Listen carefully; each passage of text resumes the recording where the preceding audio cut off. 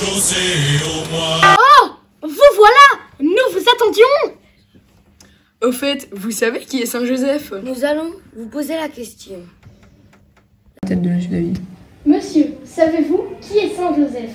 Alors, Saint Joseph, c'est notre saint patron, déjà. Donc, il y a pas mal d'écoles qui ont Saint Joseph comme patron. Mais Joseph, en fait, c'est le papa de Jésus. Voilà, voilà. Merci, monsieur. Savez-vous qui est Saint Joseph?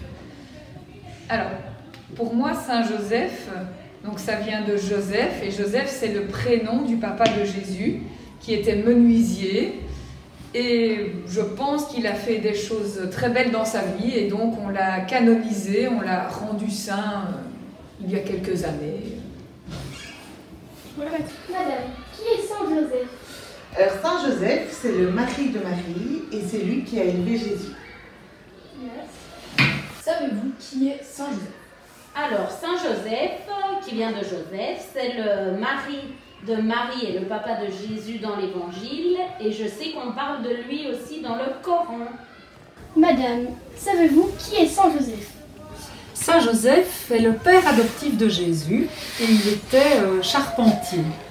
Donc c'est le mari de Marie, la mère de Jésus. Merci. Qui est Saint Joseph? Eh bien, Saint Joseph, pour moi, c'est le patron de notre école. Mais ça, je suppose que vous le saviez déjà. Oui. Bien évidemment. Alors, on peut dire aussi que Saint Joseph, c'est le mari de la mère de Jésus. Mais ça, vous le saviez aussi. Bien évidemment aussi. Alors, je pourrais dire aussi que notre école, comme c'est une école catholique, a pris le nom de Saint Joseph, Et ça? d'un personnage religieux. Oui. Et vous voulez en savoir encore plus? Oui. Bien évidemment. Alors, il faudrait aller poser la question à Monsieur de Manet, qui est notre expert en questions religieuses. Alors, Allons-y.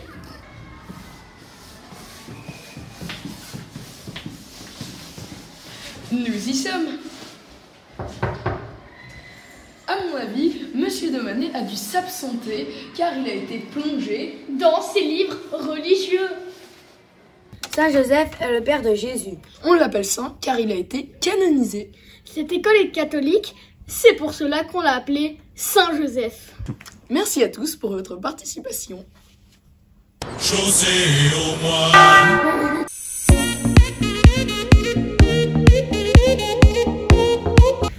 Bonjour tout le monde. Aujourd'hui, on va vous parler des anciens enseignants. Pourquoi avez-vous décidé de faire ce métier?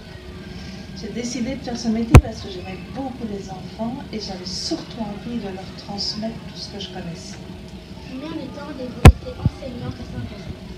Alors, j'ai été enseignante pendant de près 15 ans et 10 ans comme directrice. Donc, je suis restée presque 25 ans à Saint-Joseph. Quelle année avez-vous commencé à enseigner dans notre école et à quelle année avez-vous été pensionnée? Donc, j'ai commencé, je crois, vers 93-94, 1993-1994. Et il y a 3 ans que j'ai quitté l'école. Depuis votre départ, l'école a-t-elle changé?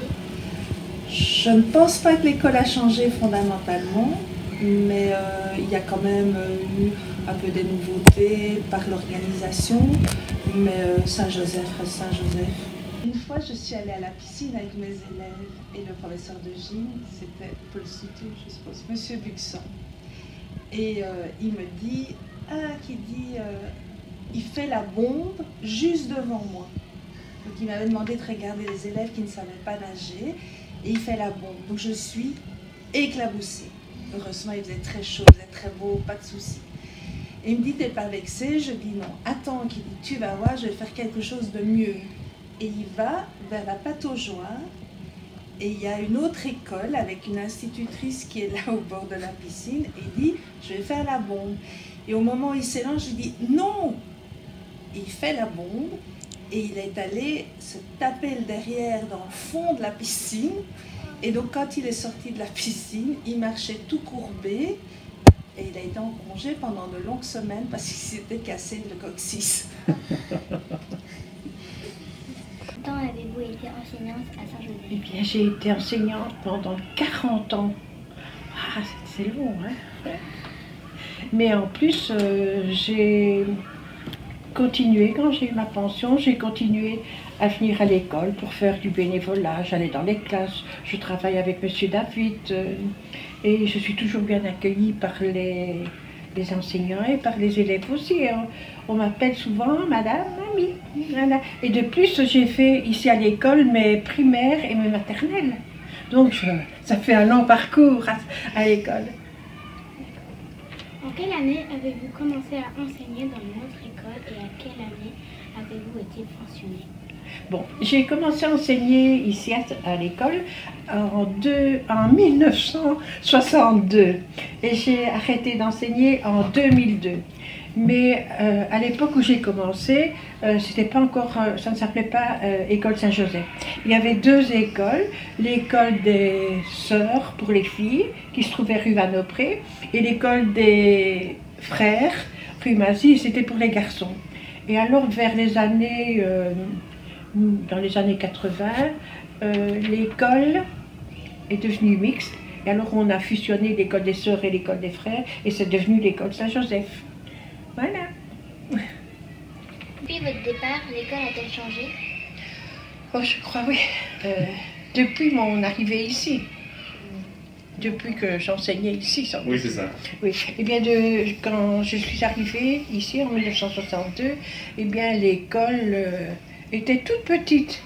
Du côté des filles, j'étais dans l'école des filles, et il y avait 6 classes, c'est tout, 6 classes, c'était une petite école.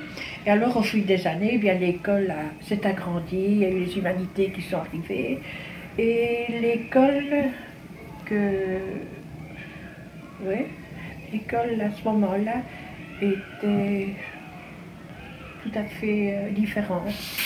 Quand j'ai commencé en 1962, j'étais dans une classe avec une estrade et mon bureau était surélevé sur l'estrade pour pouvoir superviser et voir tous les élèves. Et au lieu d'avoir des bancs, comme vous avez maintenant, des bancs mis en groupe, j'avais moi 3 rangées de bancs, 1, 2, 3, et ça se prolongeait jusque la classe. Et les enfants étaient là bien sages, bien calmes. À ce moment-là, quand j'ai commencé, on venait encore à l'école le samedi matin. Et alors, je devenais même... il n'y avait pas de chauffage, rien, j'avais un poêle au milieu de ma classe, un poêle à charbon. Et on devait venir le dimanche remettre le poêle en route pour que les élèves aient chaud le lendemain. Tu vois, maintenant, on a de la chance, on a le chauffage central. Mais à ce moment-là aussi, eh bien... les élèves étaient fort calmes et ils ne pouvaient pas, comme maintenant, vous voyagez les bancs sont mis n'importe comment, vous voyagez dans la classe. À ce moment-là, les enfants devaient lever le doigt pour bouger de leur place, pour faire quelque chose. Et moi, j'enseignais, et les enfants écoutaient. Et maintenant, les enfants partagent l'enseignement, ils peuvent bavarder ensemble, ils font des groupes, c'est tout à fait différent. Ah oui, les élèves, à ce moment-là, écrivaient sur une ardoise ou bien dans un cahier, souvent un cahier de brouillon, parce que on n'avait pas de photocopie, ça n'existait pas les photocopies. Et alors, les enfants les élèves avaient des livres et on recopiait les exercices. Il fallait écrire tout le temps, c'était pas photocopié. Et on n'avait pas l'informatique comme maintenant non plus, donc ça a quand même très fort évolué. Alors, qu'est-ce que je peux encore dire? Oui, pour écrire, on n'écrivait pas comme maintenant avec un bic, on écrivait avec des touches sur une ardoise. Je ne sais pas si vous avez déjà vu, je pourrais peut-être en retrouver. Et aussi avec des porte-plumes au bout duquel il y avait une plume qu'on trempait dans un encrier. Et on écrivait. Mais alors, les enfants, moi j'ai commencé en 2e primaire. Et les élèves trempaient leur porte-plume dans l'encre. Ils devaient faire attention de ne pas faire de tâches. Alors les enfants écrivaient très très bien, calmement, tout doucement, parce qu'ils ne devaient pas faire de tâches. Et alors je crois que c'est à peu près tout. Hein. Oui, je pourrais vous en raconter beaucoup d'autres, mais voilà. Ce sont des bons souvenirs. Et si un jour vous voulez avoir plus de détails, eh bien, je peux vous parler de ça. Ça va? Merci beaucoup. Merci à Madame Mamie et à Madame Joas pour leurs réponses.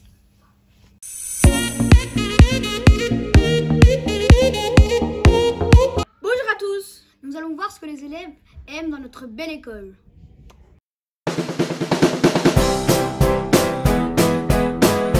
La chose que tu préfères dans l'école?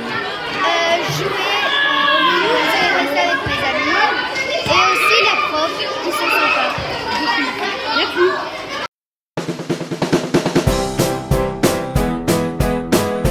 Quelle est la chose que tu préfères dans l'école? Le foot, j'aime bien travailler à l'école. Voilà. Merci à tous pour votre participation.